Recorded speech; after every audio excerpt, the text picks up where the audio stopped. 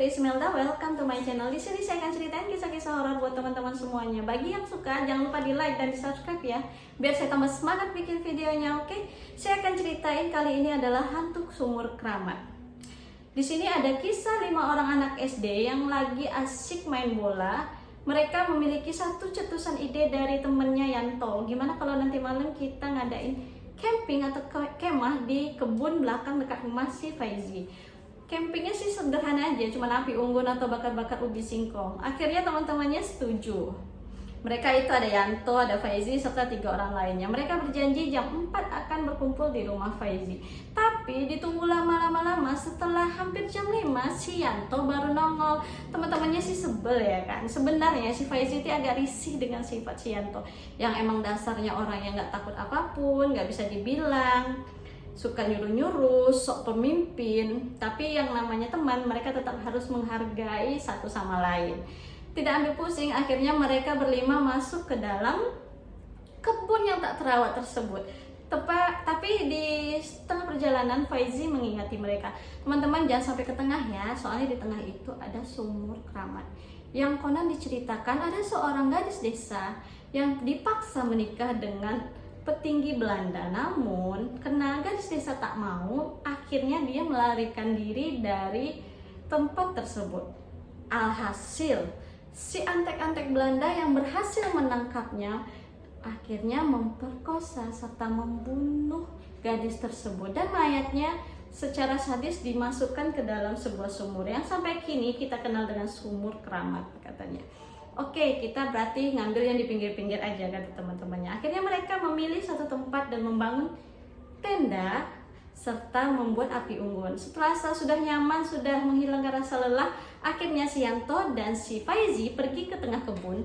Nggak nyampe ke tengah sih, ke dalam kebun untuk mencabut ubi. Sebenarnya si Faizi udah takut, lihat kiri kanan sambil bawa obor nih ya, mana angin kenceng lagi, merinding gitu ya kan. Si Yanto yang dasar berani, udah ikutin aku aja. Oke, akhirnya Faizi menepis segala rasa kekhawatirannya. Akhirnya dia dengan asik mencabut ubi. Terasa sudah cukup, akhirnya mereka kembali lagi membawa ubi tersebut ke tenda mereka. Mereka akhirnya asik makan ubi sampai perut kenyang. Tanpa disadari, api unggun mereka udah mau mati karena kayunya udah habis. Terpaksa, tanpa ada pilihan lain, mereka harus kembali masuk ke dalam untuk mencari kayu ranting-ranting yang berjatuhan dari pohon besar. Karena di sekeliling mereka nggak ada pohon besar, karena cuma ada semak belukar ya kan.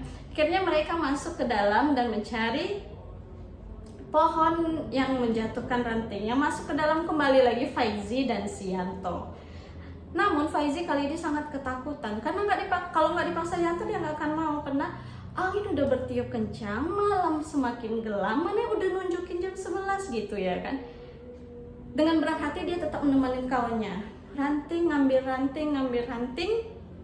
Tanpa terasa si Faizi sadar kalau mereka udah nyampe ke tengah hutan tersebut atau ke tengah kebun tersebut. Lalu dia menyamperin si Yanto, yuk cepat balik yuk, kita udah ke tengah nih, aku takut, kata si Faizi. Yanto cuma bilang gini, alah takut apa sih Zi? Takut hantu atau sumur tua, kata dia. Sini apa hantunya, kesini biar aku ajak main, kata dia. Dengan ponggahnya si Yanto berkata demikian. Si Faizi yang marah, wah parah kamu. Akhirnya Faizi udah gak ngambil pusing, dia melanjutkan kegiatannya mencari itu ranting. Diterpa angin kencang, Faizi tetap maju mencari ranting. Sekiranya emang belum cukup didapat mereka, akhirnya angin kencang bertiup tadi seketika berhenti, suasana menjadi hening dan lebih tepatnya mencekam. Saat itu Faizi menjadi sangat ketakutan. Dia melihat ke kiri dan kanan, semua tubuhnya sudah merinding. Tapi dengan santainya Yanto berucap, "Si, tunggu dulu ya sebentar, aku mau buang air kecil." "Tunggu." Faizi melihat, "Yan, yang benar, ini udah dekat sumur tua, lu nggak lihat itu sumur tua?" kata dia kan. "Nggak apa-apa, sebentar," kata. Akhirnya si Yanto tanpa menghiraukan peringatan dari Faizi, dia mencari tempat untuk buang air kecil. Akhirnya si Faizi yang kena ketakutan coba untuk menguatkan dirinya. Tapi tanpa sadar dia emang udah berada di posisi sumur tua tersebut. Dia melihat banyaknya bunga-bunga yang bertebaran, banyaknya sesajen, serta tempat-tempat kemenyan. Seketika dia sangat kaku, ketakutan. Tapi antara sadar dan tidak sadar, dia seperti melihat bayangan putih kecil atau bayangan seperti asap kecil putih yang keluar dari sumur tersebut. Seketika berubah menjadi sosok wanita dewasa yang menggunakan kemben atau wanita Jawa yang menggunakan kemben. Wanita itu menatapnya dengan tatapan tidak suka. Si Faizi yang ketakutan berteriak memanggil si Yanto. Yanto, Yanto, tolong Yanto. Seketika dia ingin kabur, berbalik. Di hadapannya terlihat sesosok pocong yang sangat menyeramkan. Pocong dengan bau yang sangat menyengat, menyakiti hidung. Di wajahnya yang sangat hitam legam dan merah. Matanya, hidungnya, mulutnya semua memiliki belatung yang hidup menggeliat-geliat di wajah pocong tersebut. Seketika si Faizi ini karena saking ketakutan tak lagi memanggil si Yanto. Faizi yang berhasil mengumpulkan semua tenaga yang tersisanya, dia berbalik dan berlari menuju tempat teman-temannya berada. Di mana teman-temannya di tenda panik melihat dia.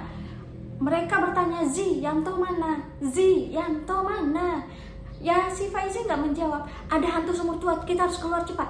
Akhirnya mereka berempat berlari menuju ke rumah Faizi yang kebetulan emang dekat dengan kebun tempat mereka camping.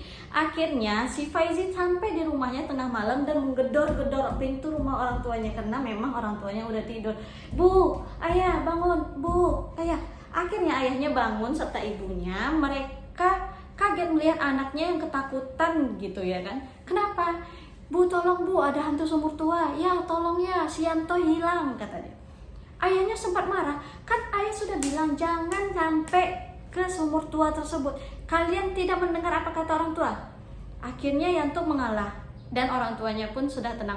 Oke, kalau gitu kita harus ke rumah Pak RT melaporkannya semuanya. Akhirnya mereka berempat pergi ke rumah Pak RT untuk melaporkan kejadian yang udah dialami mereka di kebun tadi. Pak RT dengan sigap langsung mengumpulkan semua warga dengan segala alat peralatannya, alat rumah tangga yang digunakan untuk mencari si Yanto ke tengah hutan yang diharapkan bisa menimbulkan keributan. Dan tak lupa pula Pak RT mengumpulkan seorang kiai yang bisa mencari keberadaan si Yanto. Kiai tersebut berucap kalau si Yanto telah dibawa oleh Wewe Gombel. Itu adalah sosok makhluk halus yang menyerupai manusia, bertubuh besar, baju compang-camping, dan dia suka menculik anak-anak kecil.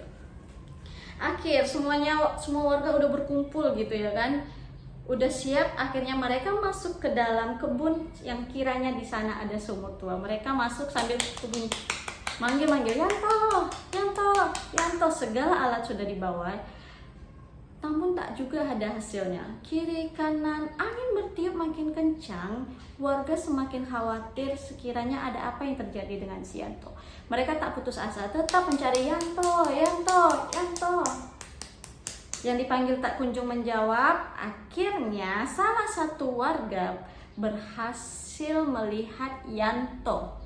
Yanto dengan baju yang compang-camping sudah kotor tersangkut atau digantung di pohon bambu. Bayangkan, dia tergantung di pohon bambu. Semua warga sekiranya melihat langsung menolong dan menurunkan si Yanto yang tergantung dari pohon bambu tersebut. Si Yanto dengan baju yang kotor memiliki bau aroma yang busuk sekali, menusuk semua hidung warga yang ada saat itu yang menolong mereka. Tapi warga nggak ambil pusing, yang penting si Yanto kembali walaupun keadaannya agak sedikit linglung. Akhirnya mereka kembali ke rumah bersama-sama dan sampai saat itu ada peraturan baru di desa atau di kampung mereka bahwa tidak ada warga atau siapapun yang boleh masuk ke dalam kebun tua tersebut. Bukan hanya sumur sekarang, ke kebun pun nggak boleh, karena mereka tahu di sana banyak berkumpul makhluk-makhluk tak kasat mata, ya kan? Karena peristiwa cukup lama berlalu, si Yanto baru bisa keluar seminggu setelah kejadian penculikan tersebut. Baru dia mau bisa berkumpul dengan teman-temannya yang lain. Si Faizi yang penasaran mencoba mendekati si Yanto yang kiranya udah nggak stres lagi, udah nggak shock lagi. Tapi emang ada perubahan sifat yang terjadi pada diri Yanto. Yang tadinya anaknya tengil, ceria, cerewet, berubah menjadi anak yang sangat pendiam. Mungkin ini ada berdampak pada psikologis dia tersebut ya kan. Tapi Faizi yang mendasarnya penasaran karena dia yang mendampingi si Yanto hingga tidak ditemukan saat itu.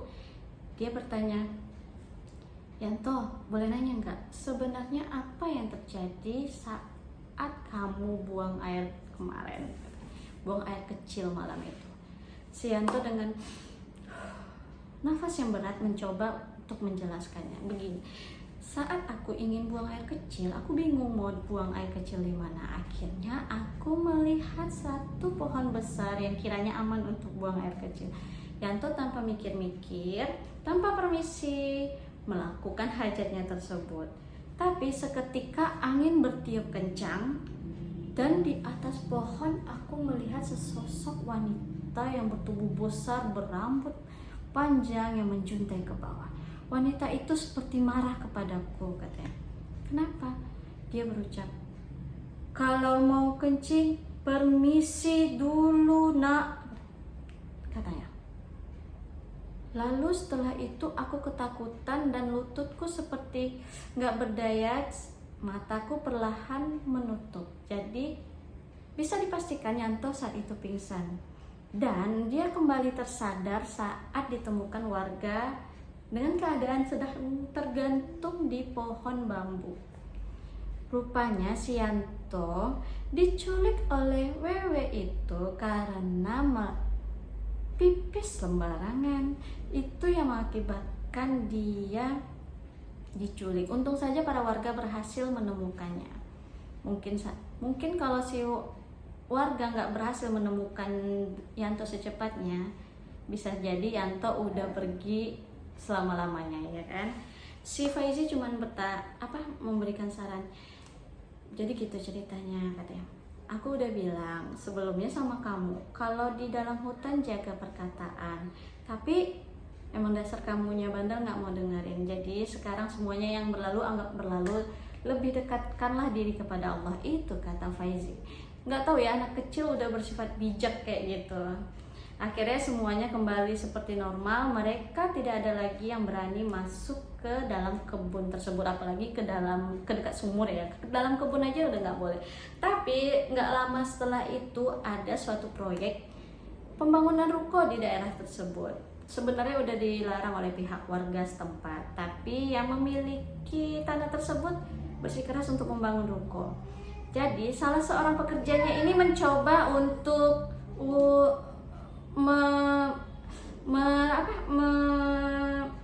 mencoba untuk menimbun sumur tersebut atau untuk meratakan sumur tersebut. Tapi disayangkan, pekerja yang melakukan hal tersebut tiba-tiba mengalami penyakit yang aneh, lambat laun yang tidak bisa diprediksi oleh dokter penyakit apa. Bahkan penyakit tersebut konon merenggut nyawanya. Tapi pihak kontraktor tetap melanjutkan pembangunan ruko tersebut. Sekarang ruko tersebut menjadi sebuah gedung perkantoran yang disewakan pada PT-PT tertentu. Tapi tetap tidak akan aman karena setiap ada kantor yang menyewa atau setiap ada PT yang berkantor di situ, karyawannya banyak berbondong-bondong mengalami kesurupan massal. Setiap yang ada bekerja di situ selalu menjadi sesuatu yang aneh terjadi di kantor tersebut. Ini tak lain dan tak bukan sebab dari pengaruh sumur tua keramat tersebut. Sekian cerita dari saya, semoga semua teman-teman suka. Bagi yang nggak suka atau ada yang kurang silahkan komen ya. Jangan lupa, biar saya tambah semangat, jangan lupa like dan subscribe juga. Sampai jumpa di video berikutnya. Assalamualaikum.